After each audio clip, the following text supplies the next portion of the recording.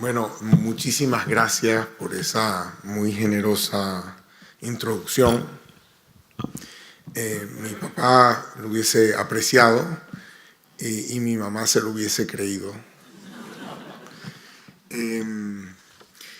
Es realmente un gusto estar de vuelta en esta sala para compartir con ustedes algunas ideas. Primero sobre el orden internacional y después sobre Venezuela. Entonces, en el orden internacional estamos viviendo un periodo de cambio. En su discurso en Davos, Mark Carney, el primer ministro de Canadá, lo definió como una ruptura con el mundo de las reglas que se habían adoptado al final de la Segunda Guerra Mundial, y que en este mundo de ruptura entonces los países tenían que acomodar sus estrategias. Yo quisiera poner ese análisis en cierto contexto, para entender de dónde salió ese sistema de reglas y entender un poco qué es lo que está detrás del intento de cambiarlo por parte de la administración Trump y cuáles son los futuros que pueden venir desde ese lado. Pero creo que ese cambio en la orientación política tiene que ver con lo que ya pasó en Venezuela y con lo que puede pasar en Venezuela de cara al futuro. Una de las cosas que yo creo que es importante recordar de este sistema de reglas internacionales que surgió gradualmente, probablemente un intento después de la Primera Guerra Mundial con la Liga de las Naciones, pero sobre todo después de la Segunda Guerra Mundial. Creo que es importante recordar que ese sistema surgió porque apareció la Guerra Fría. Y la Guerra Fría tenía de un lado a la Unión Soviética, que tenía una ideología universalista. O sea, el comunismo era una ideología que permitía que cualquier ser humano podía pertenecer a ella. Trabajadores del mundo unidos. Y del otro lado tenía que venir, digamos, un marco ideológico que pudiera sostener una coalición de países igualmente grande. Entonces era necesario tener como una ideología universalizable. Todos pueden pertenecer. Y esa ideología universalizable tenía que ver con la libertad individual, la democracia, con la economía de mercado, etc. Entonces, es importante recordar que surgió de una competencia entre sistemas. Y claro, cuando se acabó la Guerra Fría, pues siguió la inercia del sistema porque, digamos, había ganado esa ideología mundialmente, el fin de la historia, como lo llamó Frank Fukuyama, ¿no? En ese esquema, Estados Unidos estaba tratando de liderar una coalición internacional, y una forma de liderar la coalición internacional es no abusar del obvio poder que tenía Estados Unidos en el sistema.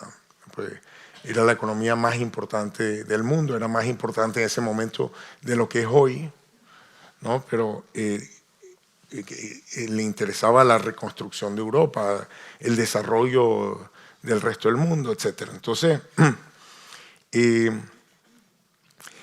parte del sistema era que Estados Unidos se iba a autocontrolar su capacidad de proyectar poder para generar confianza, para que sea atractivo para los demás países pertenecer a la coalición. Entonces, esa era, digamos, la filosofía y muchos de los políticos americanos que nacieron, crecieron, se desarrollaron en esa época, tomaron ese marco como dado y fijo y nunca pensaron en violar las reglas. O sea, siempre trabajaron como dentro de las reglas. La visión de Trump ha sido que esas reglas no estaban en el interés de Estados Unidos. Que los que habían adoptado y seguido esas reglas, bueno, él siempre no se caracteriza por referirse a los demás con extremado respeto, ¿no? Pero le parece que eran unos imbéciles, porque Estados Unidos tenía mucho más poder que eso y no lo estaba ejerciendo por el respeto a las normas. Y que Estados Unidos había sido, en esa falta de ejercer su poder, había sido abusado por el resto del mundo. Entonces, esa es parte de su tema. Entonces, y que Estados Unidos no se iba a sentir extremadamente restringido por ese conjunto de normas. Y que Estados Unidos enfrentaba un reto importante que era el aumento en el poderío de China y que China estaba destruyendo su capacidad industrial y otras cosas y que tenía que digamos, si las normas le hacían daño a Estados Unidos, no tenía por qué un país soberano seguir normas que no están en el interés nacional. Entonces eso un poco es lo que está detrás de esta ideología de America First. Tomo nota que America First no es una ideología universalizable. O sea, porque ningún otro país va a tomar una ideología de poner los intereses de Estados Unidos de primero, ¿no? Entonces no es una ideología que facilita la creación de coaliciones. Por ejemplo, algún político de lo que llaman aquí la extrema derecha europea de pronto puede tener mucha simpatía por Trump, pero si llegan al poder no tienen el interés de su país, no está alineado con los intereses de America First. Entonces no, o sea, la Meloni, para hablar más en concreto, digamos, se da cuenta que sus intereses están más alineados con los de Europa que con los de Estados Unidos. Entonces, de nuevo, no es una ideología universalizable. Ahora, Estados Unidos ha estado en cierto sentido rompiendo reglas en distintos ámbitos. Pensamos que era histórico que había roto las reglas del comercio internacional. Uno de los elementos más tradicionales, antiguos, viejos del comercio internacional era el principio de nación más favorecida. Bueno, ese principio de nación más favorecida murió por decreto presidencial, ¿no? Y yo trato a cada nación como me dé la gana y como pueda negociar con ellos, y voy a negociar bilateralmente, porque en negociaciones bilaterales puedo extraer una mejor negociación que en negociaciones unilaterales y que en negociaciones multilaterales. Entonces, está explorando, digamos, nuevas formas de relacionarse con el mundo. Y en eso se ha dado cuenta que, la verdad, Europa es muy débil frente a Estados Unidos, ¿no? Porque Europa es dependiente de Estados Unidos en materia de defensa. Y en materia de defensa no solamente es el paraguas nuclear, sino incluso los sistemas de inteligencia satelital para poder hacer guerras, etc. Entonces, bueno, si Europa está muy preocupada por Ucrania, ok, bueno, entonces paguen por Ucrania y además les voy a poner 15% aranceles y ustedes no me ponen aranceles y de paso no le ponen impuestos a los servicios digitales. Y si no les gusta, bueno, chao con Ucrania. Entonces, eso es lo que se vive en Europa como el shock, ¿no? La Unión Europea se creó con la idea de que, o sea, a mí me gusta mucho esta expresión que dice que el pez no sabe que está en agua. Porque tú tienes que tener el concepto de no agua para entender agua. Y los que crearon la Unión Europea vivían en el agua del escudo de protección militar americano. Entonces, el acquis communautaire dice la política de seguridad y defensa es del orden de los estados nacionales, no se cede a Bruselas, es parte del orden nacional. Entonces, en la creación de la Unión Europea no había, o sea, el tema de seguridad quedaba afuera.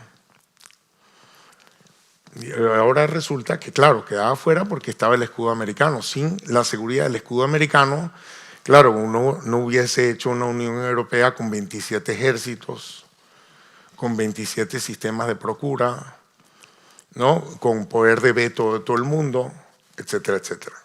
Entonces, creo que este cambio sí requiere repensar Europa y repensar muchas cosas en el mundo.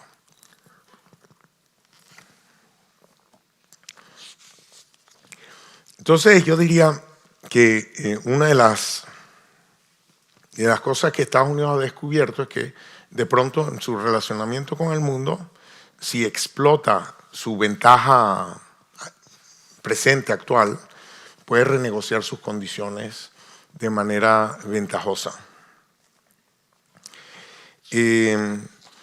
Caso Groenlandia, pues dice, mira, ustedes quieren que yo proteja Groenlandia. Bueno, pero si es mi responsabilidad proteger Groenlandia, para eso que sea mía. ¿No? O sea, ustedes no quieren, o sea, si es suya, protéjanla. Si no la pueden proteger, quieren que yo la proteja, entonces que sea mía, ¿no? O sea,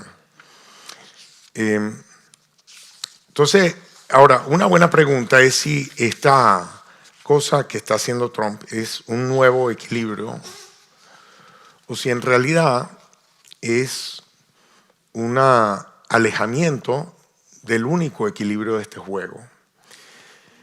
Rafik Hariri le gusta decir que el superpoder de los seres humanos es nuestra capacidad de cooperar, que lo que crea valor, crea riqueza en el mundo es la posibilidad de cooperar. Y nosotros los seres humanos podemos cooperar a escalas de decenas de millones de personas, sino cientos de millones de personas podemos cooperar. Y la cooperación se basa en la confianza.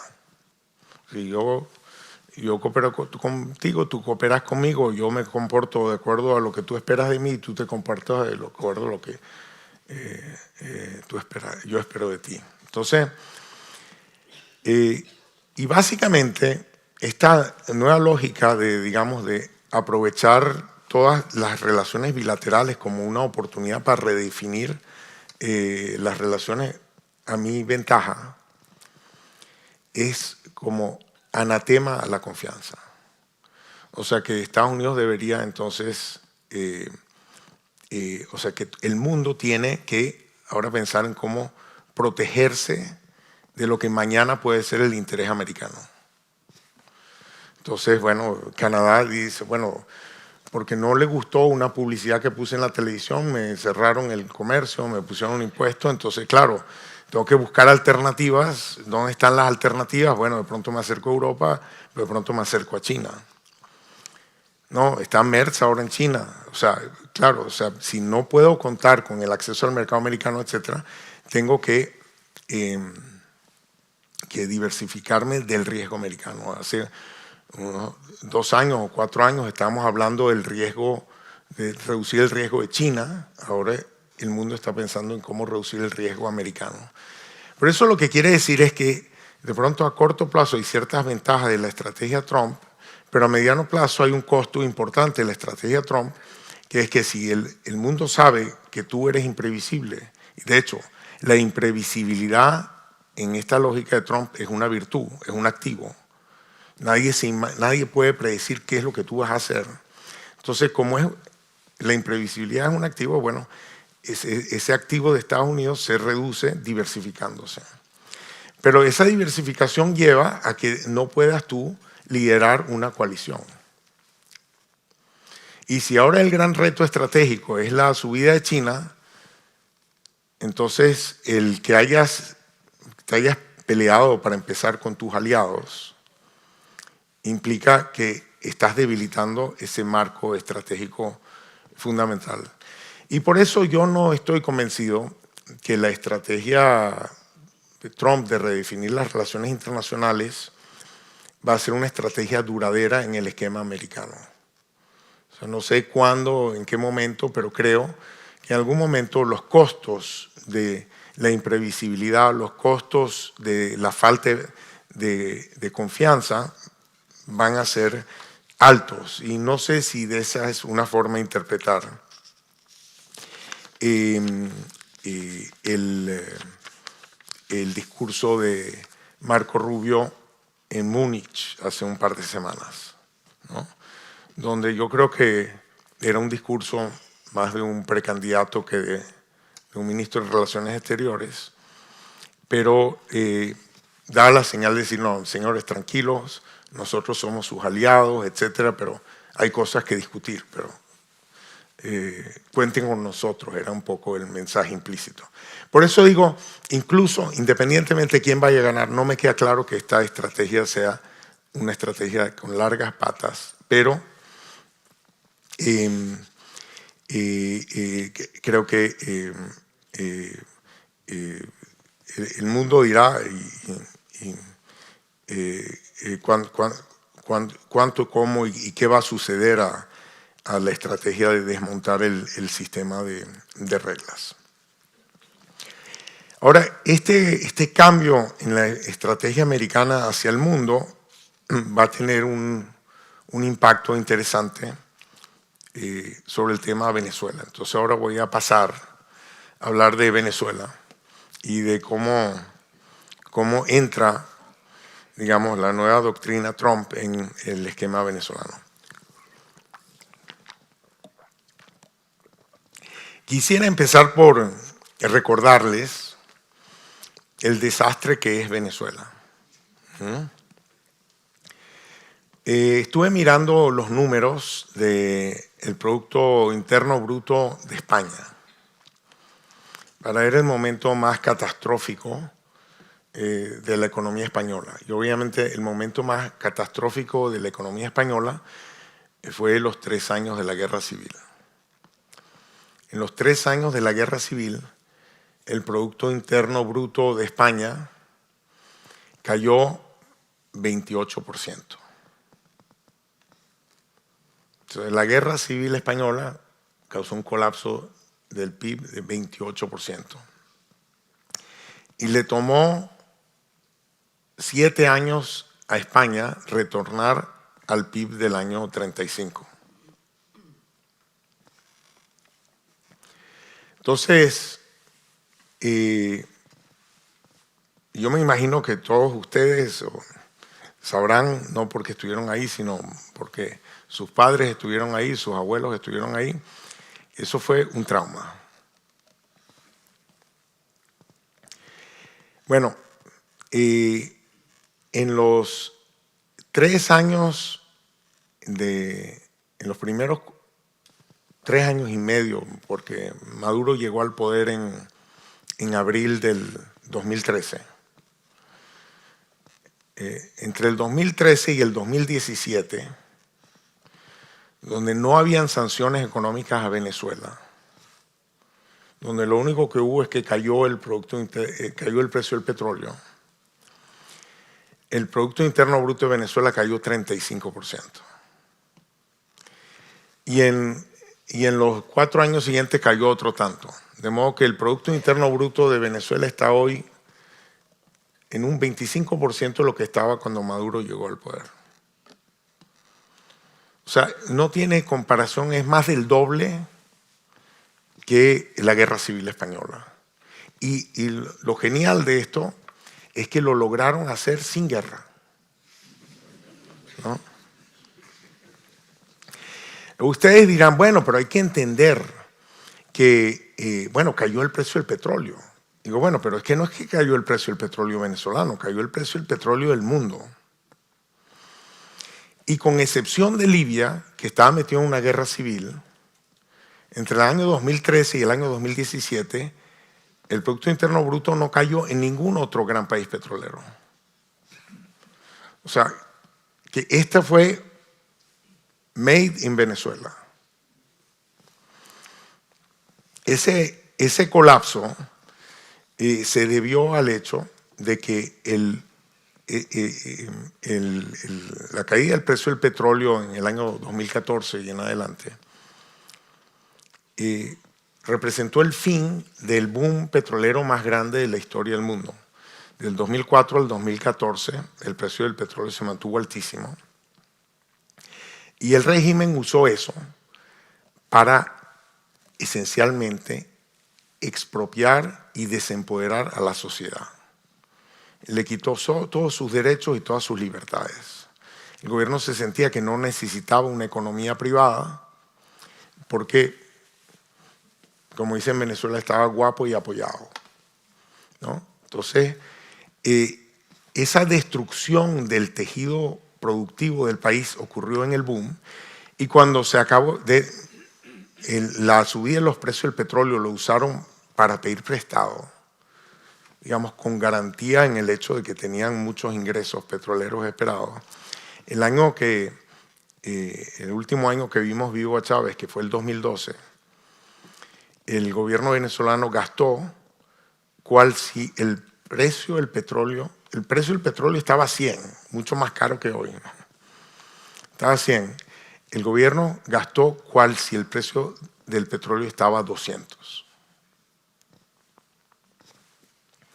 Entonces, cuando cayó el precio de 100 a 30, el país gastando 200, el mundo dijo, ya no te presto más. Bueno, vino la hecatombe. Pero esa hecatombe fue producto de un régimen que le quitó a la gente la capacidad de hacer cosas.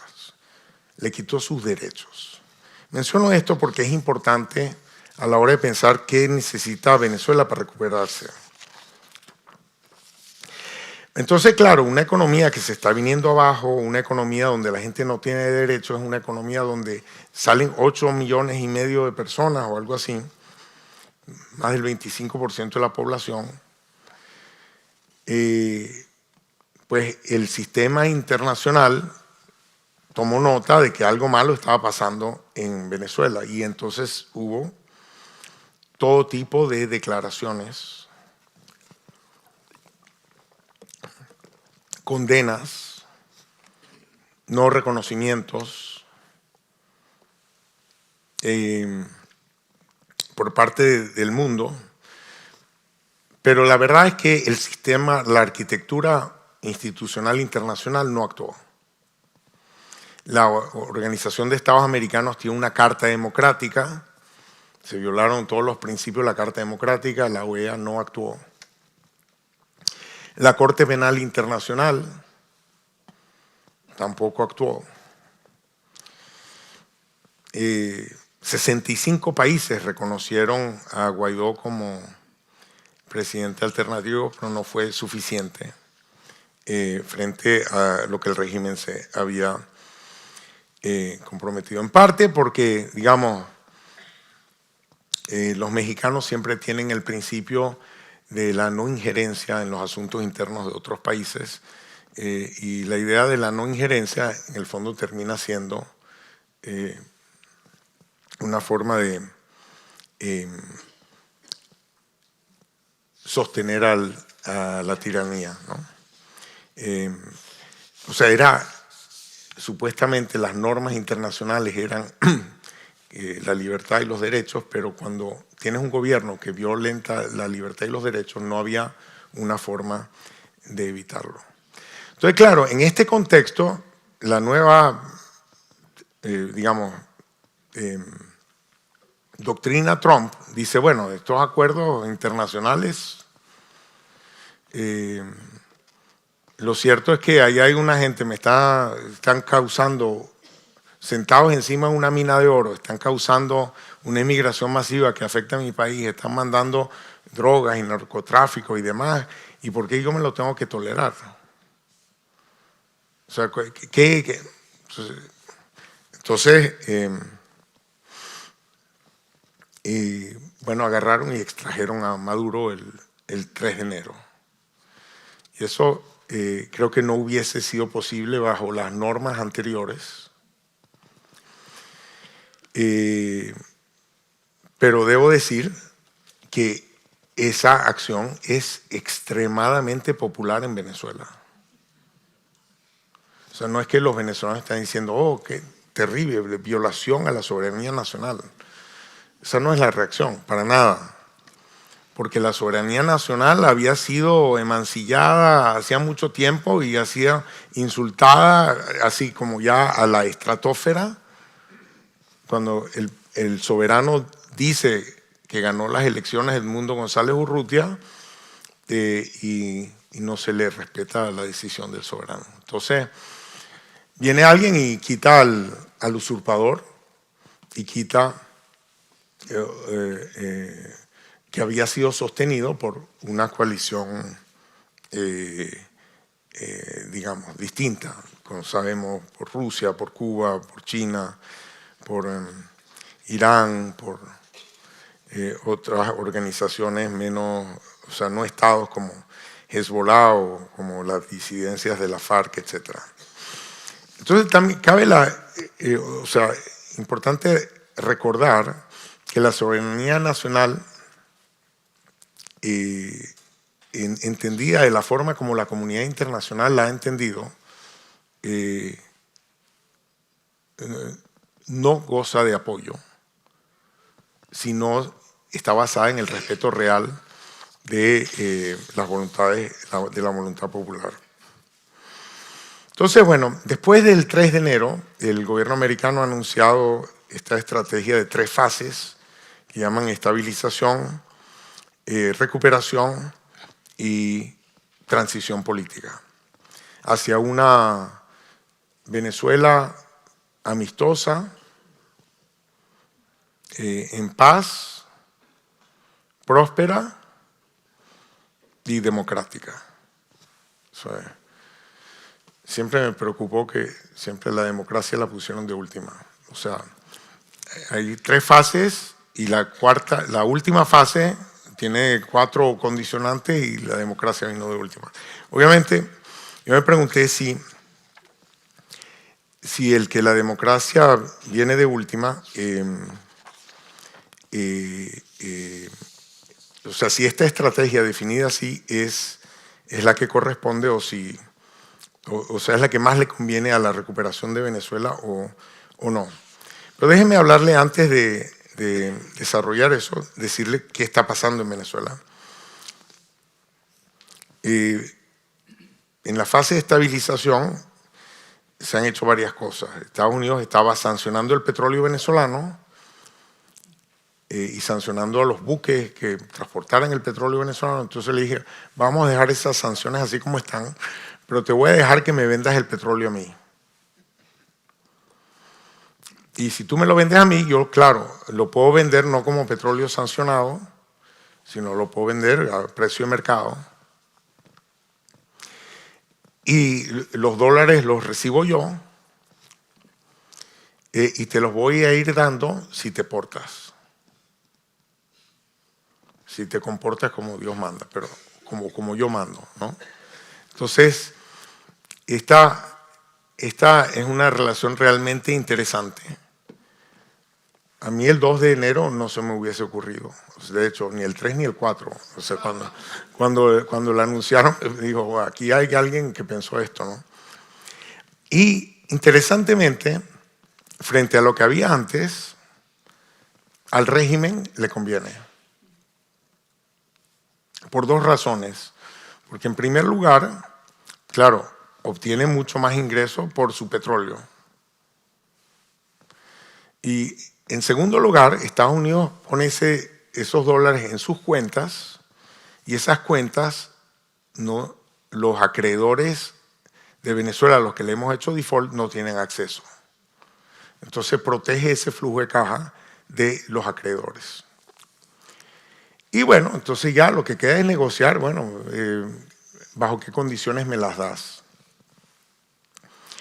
Entonces eso se hizo y el flujo de caja de divisas al país está aumentando y eso se ha reflejado en un aumento de la disponibilidad de divisas. Otra cosa que se ha hecho es cambiar la ley petrolera. La cambió una Asamblea Nacional que Estados Unidos no había reconocido, que Europa no reconoce y que los venezolanos no reconocemos. Se habló mucho de sacar presos políticos, el hecho de que hayan salido más o menos a cuentagota y no hayan salido a la libertad muestra algo del comportamiento del régimen, de cómo manejar esta relación con Estados Unidos, de explorar cuáles son sus grados de libertad en este tutelaje, ¿no? Y finalmente acaban de aprobar una ley de amnistía, pero salen todos los días gente que se da cuenta que en realidad no sabe si están parados por la ley de amnistía o no, y no sabe quién va a interpretar esa ley de amnistía. Entonces ha habido como una cierta decepción de que la ley de amnistía no amnistía todo lo que uno hubiese pensado. Sin embargo, digamos, los economistas que están ahí, que yo sigo, creen que viene una recuperación económica importante en este año. Entonces, aquí estamos ante un juego estratégico que me parece interesante. Por un lado, está el gobierno americano, que, como sabemos, o sea, es un país grande, y un país grande tiene más de una persona, y en el gobierno hay más de una persona, entonces no es que el gobierno americano lo tenga todo claro, sino que hay diversa gente en el gobierno americano que debe tener ideas y prioridades un poco distintas sobre lo que hacer en Venezuela. Por ejemplo, una de las cosas que se hizo en Venezuela en este periodo es que obligaron al régimen a sacar a los rusos, a sacar a los chinos, a sacar a los cubanos que están metidos en el tema militar. Es un tema importante porque el ejército venezolano básicamente usa armas rusas. Entonces, si tú le sacas a los que dan apoyo técnico a las armas rusas, tienes implicaciones significativas sobre el grado operacional del ejército. Pero esas cosas son las que se han puesto en agenda. Lo que no se ha puesto en agenda es una agenda política. O sea, la democracia o las libertades, etcétera, la democracia no es para ahora. Elecciones no es para ahora. También me preocupa que no es que elecciones no es para ahora, sino que la preparación de elecciones y hacer todos los cambios políticos y reformas necesarias para llegar a elecciones eventualmente no es algo que se esté empezando ahora. Entonces está Estados Unidos como un actor, tiene varios objetivos, hablan mucho de petróleo y poco de democracia, entonces obviamente deben haber intereses asociados a vamos a consolidar el tema petrolero.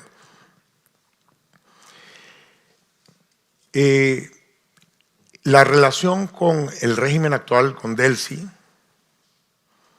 les está funcionando en el sentido de que es problema de Delcy mantener el país tranquilo con el grado de represión que ella considere necesario. Pero, mientras más dure Delcy, en cierto sentido más dura el tutelaje, y el tutelaje le da grados de libertad que no tendrían un régimen más legítimo y soberano, ¿no? Entonces, pero también el darle tiempo a Delcy es importante para que Delcy juegue en el juego, para digamos, incentivar a Delcy a cooperar. Pues claro, para el juego visto desde el punto de vista de Delcy, la economía se recupera, las cosas empiezan a mejorar en Venezuela, de pronto ella o otros se ingenian para dividir a la oposición, y si hay una eventual elección en el futuro, pues ellos van a ser más competitivos, ¿no? Y de aquí a allá pueden pasar cosas, entonces a ella el tiempo le conviene, le juega a favor. Y por eso decirle a ella, mira, tú tienes una fecha límite que es X, de pronto dice, bueno, si tú crees que yo tengo una fecha límite, y a mí ese contrato no me interesa, pero mientras ella tenga la posibilidad de echar la pelota para adelante y pelear para otro día, bueno, de pronto sigue haciendo eso. Entonces,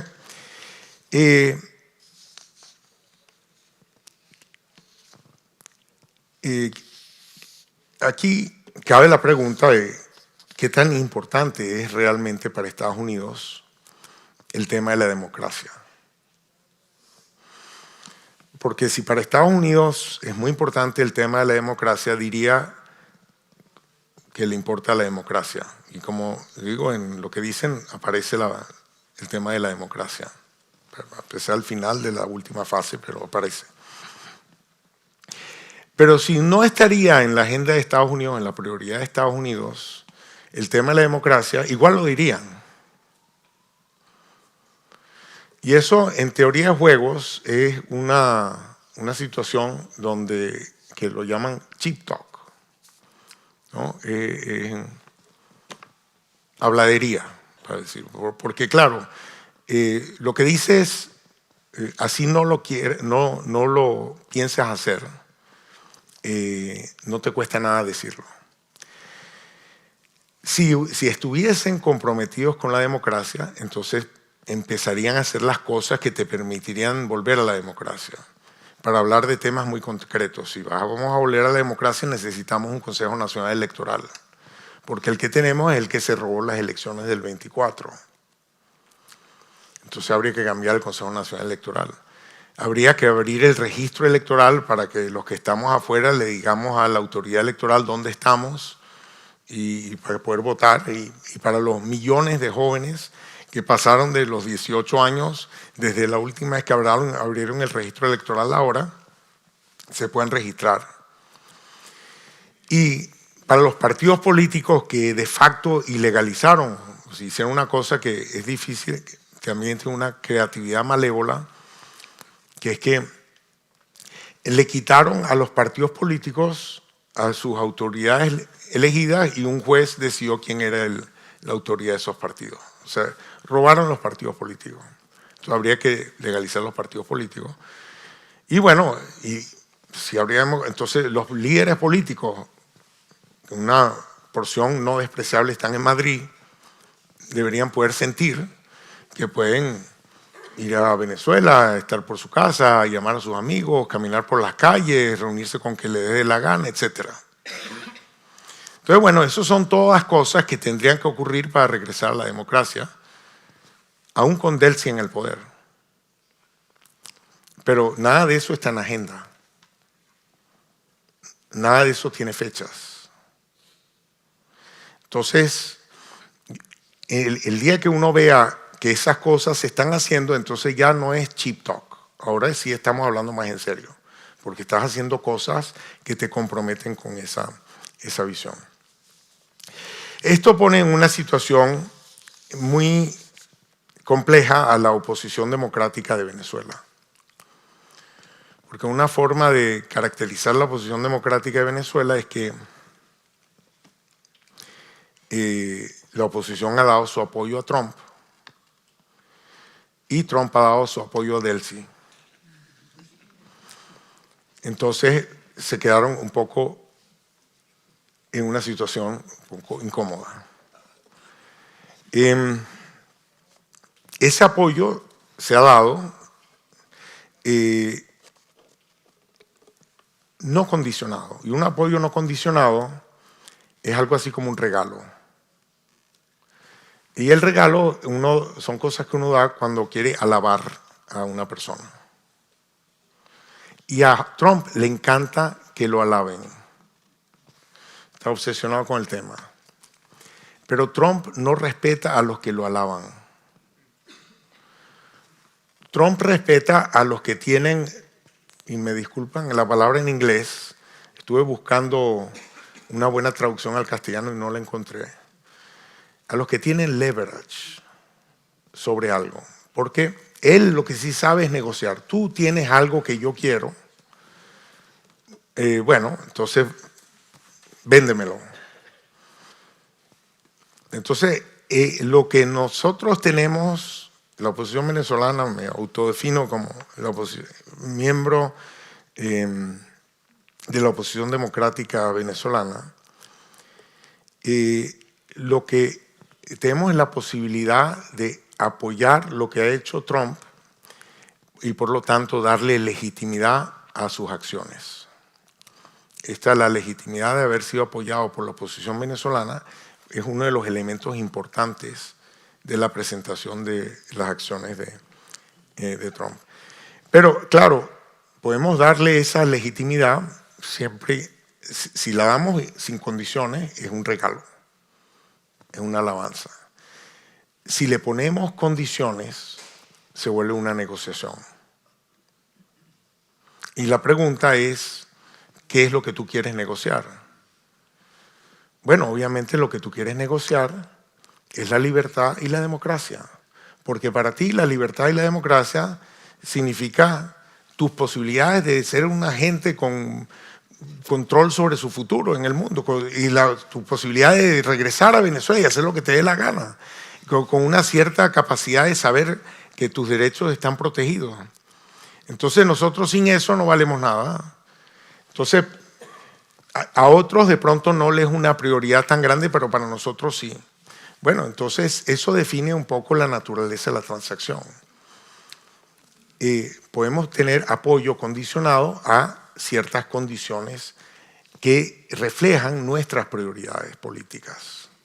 Pues claro, a nosotros nos encanta que hayan votado a los rusos y a los chinos, pero no sé si en qué lugar de prioridades lo hubiésemos puesto. Nos parece bien que, digamos, se reinicie la producción petrolera y demás, pero no sé en qué ramo de las prioridades lo hubiésemos puesto.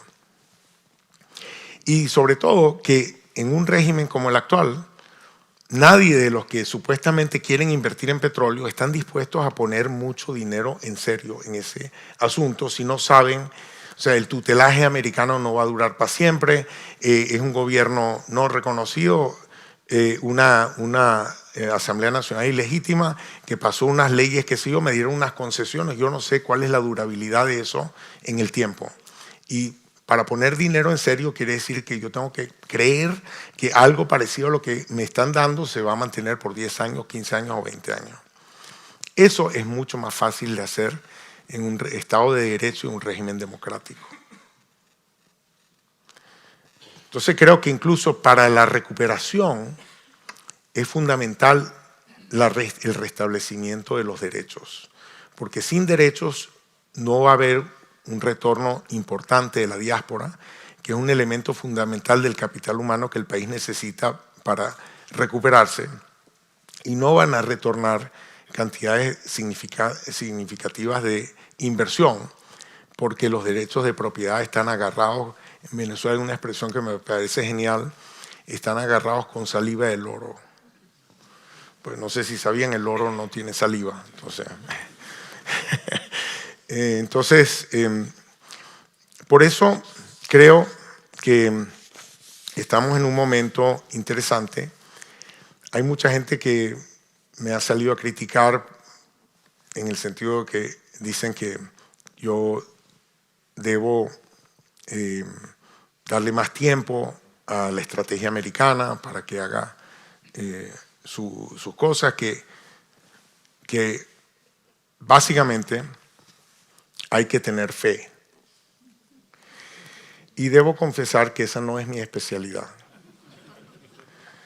Entonces, no, o sea, yo creo que no es que nos sentamos a hacer lo que, digamos, esperar que otros hagan algo que nosotros quisiéramos que hagan. Y yo creo que hay que pensar que la sociedad organizada tiene que expresar sus prioridades y desarrollar los músculos necesarios para ejercer poder. O sea, nosotros tenemos que... nuestro consentimiento tiene que ser importante. O sea, en un país donde si no tienes el consentimiento del pueblo, el país no funciona, porque le tiras una huelga general, porque tienes la capacidad de movilizar, bueno, entonces te tienes que escuchar.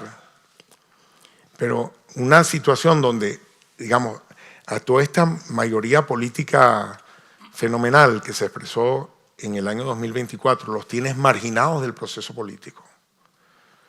Lo tienes fuera del marco de consultas. Lo tienes sin voz. Con la idea de que no te preocupes, que alguien se ocupará de tus intereses, pero nadie los articula. Eso yo creo que no es una estrategia posible. Y por lo tanto yo creo que lo que va a terminar ocurriendo en Venezuela no es lo que está en los planes, sino que va a depender de manera muy importante de lo que la sociedad organizada haga. Y está en nosotros asegurarnos que en este nuevo mundo en el que estamos viviendo, en donde estamos muy agradecidos que Trump violó las normas y nos sacó a Maduro, que violó las normas y tiene un gobierno tutelado, porque pensamos que el gobierno tutelado es mejor que un gobierno sin tutela americana, o sea que también, ¿no? Pero que nuestro destino, nuestro rumbo y lo que queremos alcanzar es un país libre y democrático, y no hay actores en este juego que tengan un interés más grande en la libertad y la democracia del país que la sociedad organizada. Muchas gracias.